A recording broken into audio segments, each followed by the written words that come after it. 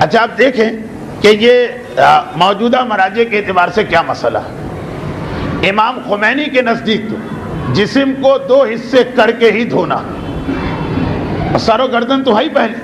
پھر دایاں اور بائیں۔ چنانچہ جو ان کی تقلید میں اب تک باقی ہے، چاہے آغا سیستانی کی وجہ سے، چاہے آغا خامنائی کی وجہ سے، چاہے آغا لنکرانی کی وجہ سے، وہ تو تین حصوں میں جسم پہلے بھی دھو رہا تھا جب تک امام خمینی زندہ تھے، اور اب بھی دھوئیں گے۔ آغا خوئی نے فرمایا کہ نہیں، تین حصوں میں جسم دھو تو بہت اچھا، لیکن اگر چاہو تو خالی سر و گردن کے بعد سارا جسم ایک ساتھ دھل سکتا۔ یہ آغا خوئی کا فتویٰ تھا، چنانچہ اس پہ لوگ عمل کر رہے تھے۔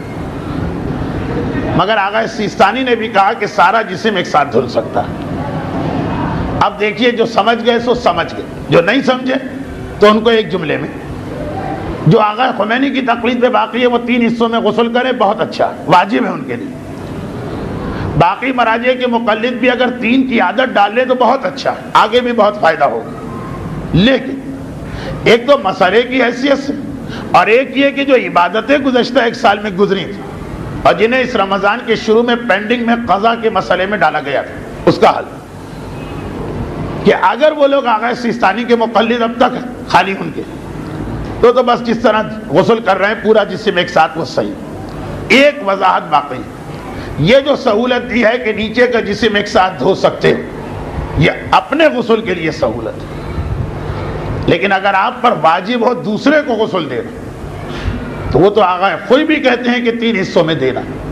اور دوسرے کو غسل دینا صرف ایک صورت میں واجب ہے، غسل میت، غسل جنابت، غسل حیض و نفاس، غسل جمعہ اور عیدین، غسل اعمال شب قدر و غسل احرام و زیارت، یہ اپنے اوپر واجب یا سنت ہے۔ غسل میت واجب ہم پر ہے، غسل کسی اور کو دینا، اس میں تو سب کے نزدیک تین حصے کرنا ہے۔